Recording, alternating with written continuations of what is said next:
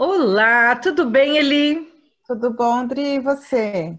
Tudo ótimo. Gente, temporada 4, episódio 4. Hoje, o escritor famoso é uma personalidade à parte, né? É, As características pessoais dele, quando a gente estuda um pouquinho dele. Quem é, então, Eli? Fala pra gente. hoje nós vamos falar uma frase de Hemingway. Hum. Hemingway foi realmente, como a Dri colocou, um personagem à parte com livros maravilhosos, né? Pode ter quem não goste, mas aqui a gente põe o que a gente gosta, então é o que conta. Porque, E a afinal de frase, contas, quem manda no canal né? somos nós. Somos nós. Então, por enquanto é assim que vai ser.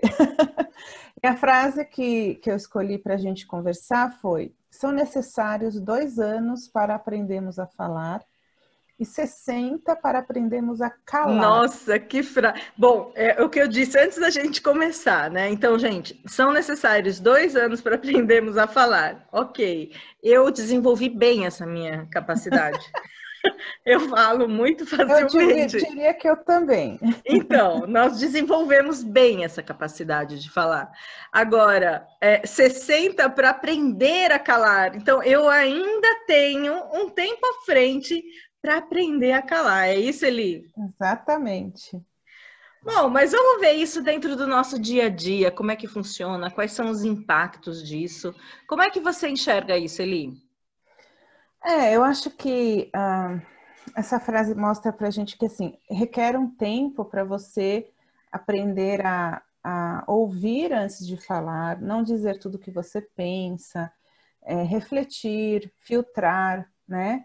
E não é medir palavras para satisfazer o outro, não é no sentido ruim, né? Mas sim uma comunicação não violenta, uma comunicação eficaz, em que você ouve, reflete, interpreta e aí você fala, né? A criança fala, assim que ela aprende a falar, e primeiro que ela aprende a falar não, ela só fala não, né?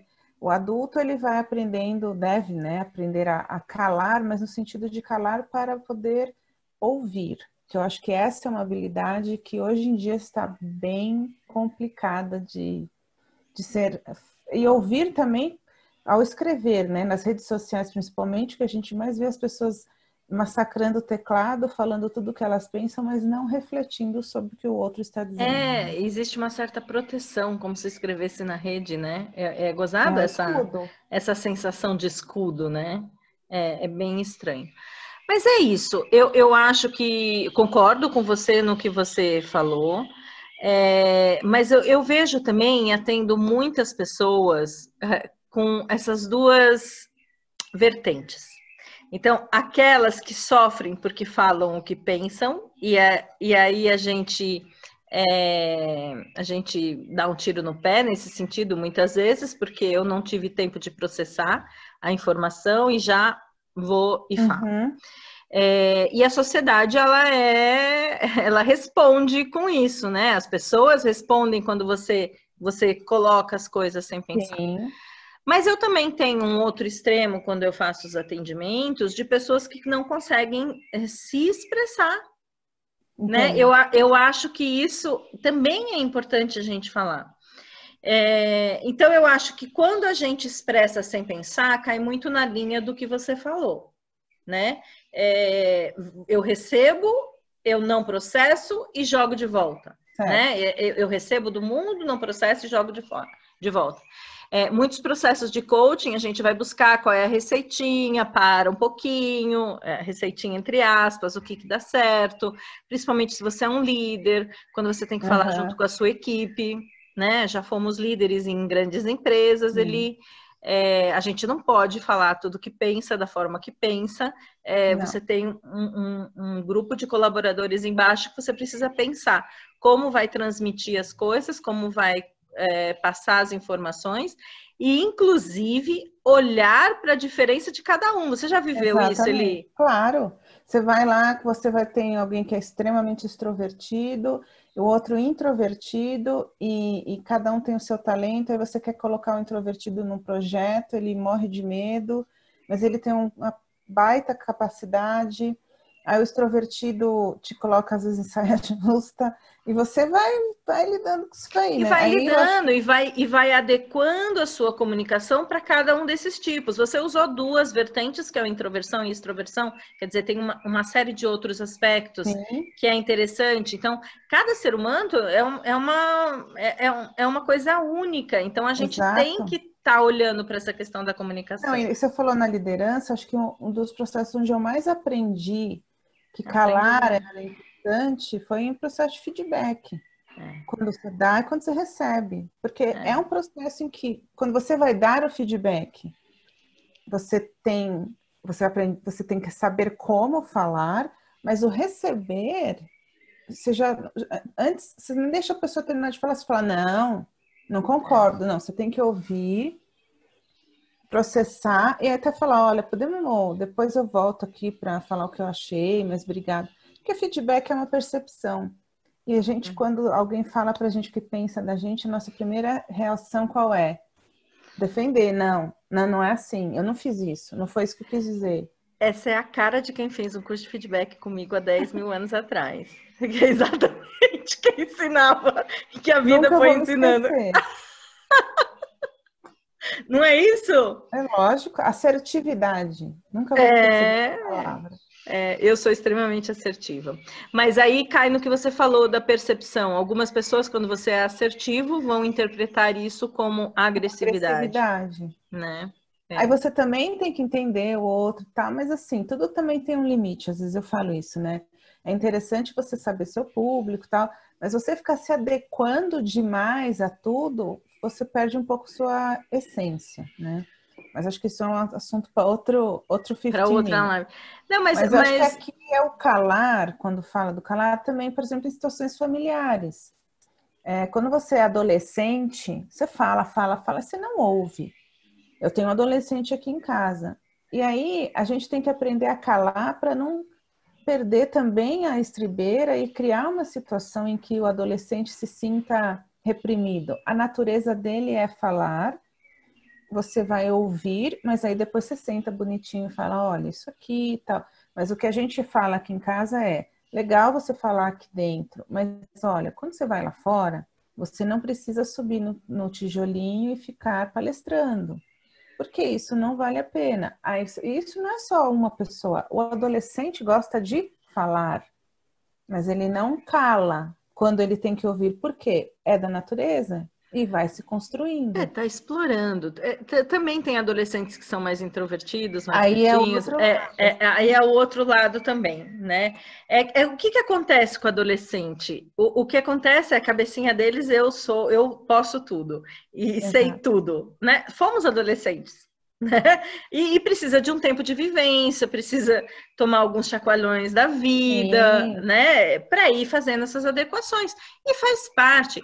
E uma das coisas que eu acho mais lindos na adolescência é essa criticidade de que a sim. sociedade está errada, O o sistema. sistema Eu não está quero saber do errado. E eu acho sistema. isso lindo.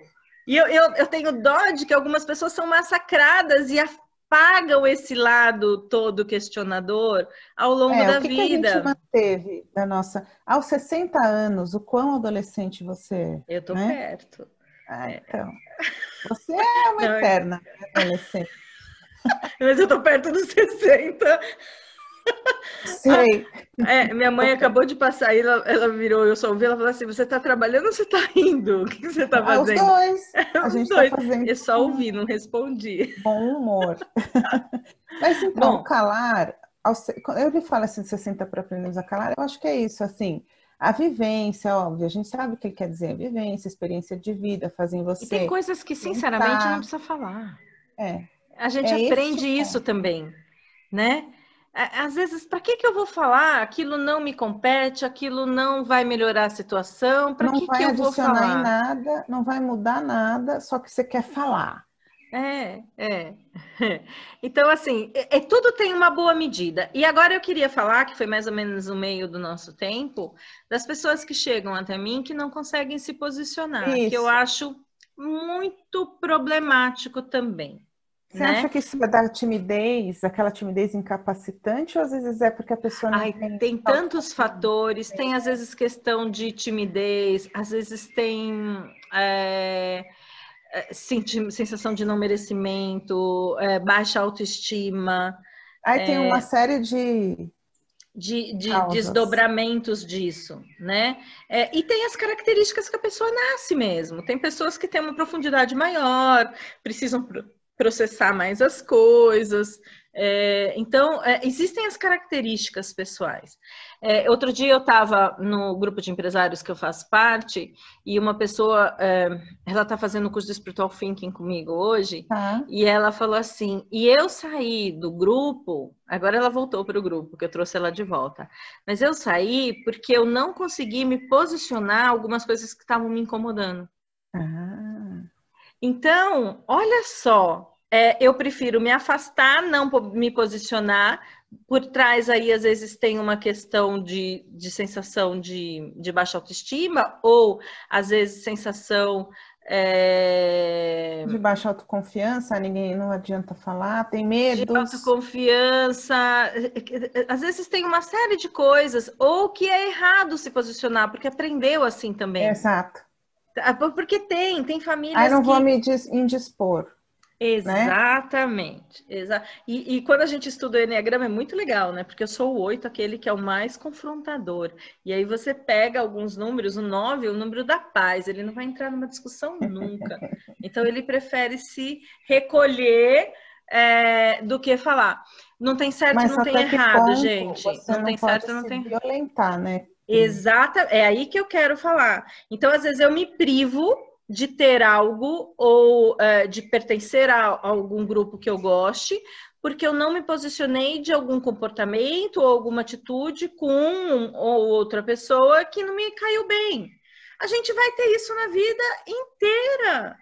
A gente não tem gente que cai bem imediatamente, tem gente que a gente não engole imediatamente, às vezes cai bem inicialmente, ou tanto faz e depois não cai, ou às vezes cai E bem. quantos casamentos não são assim?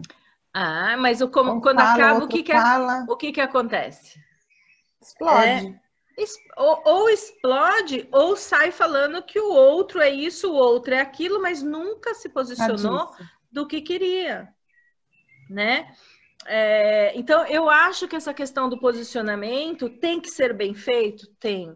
A Adriana tem a mão certa para isso? Nem sempre.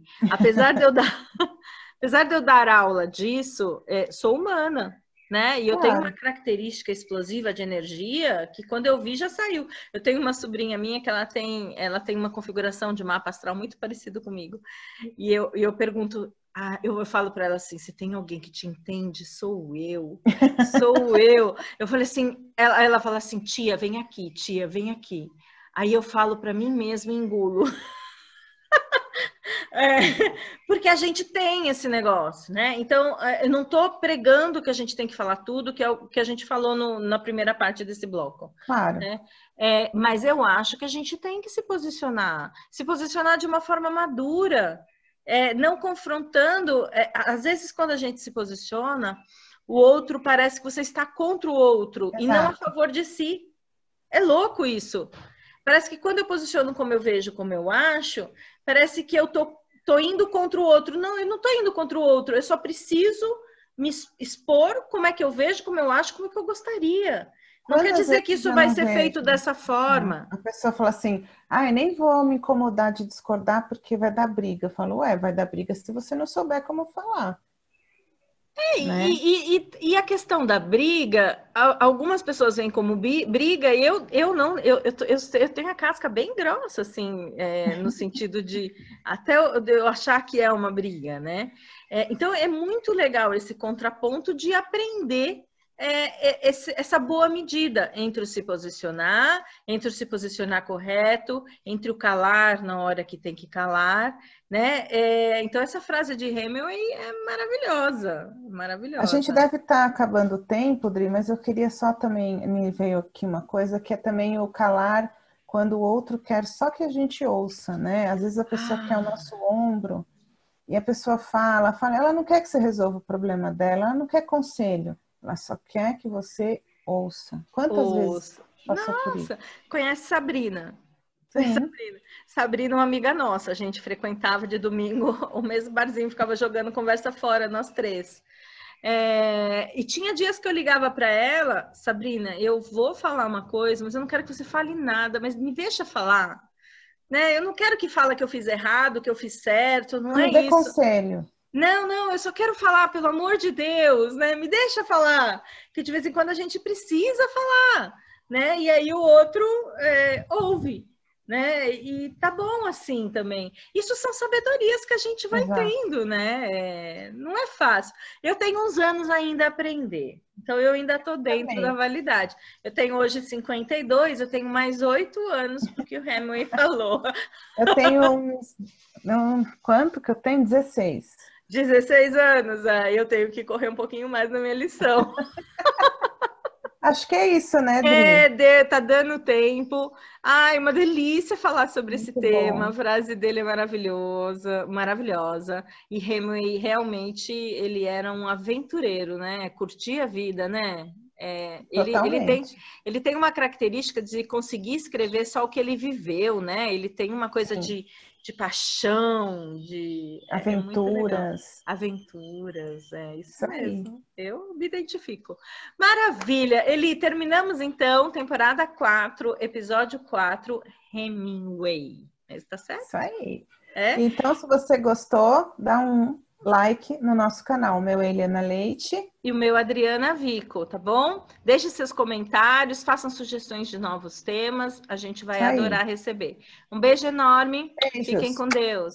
Tchau.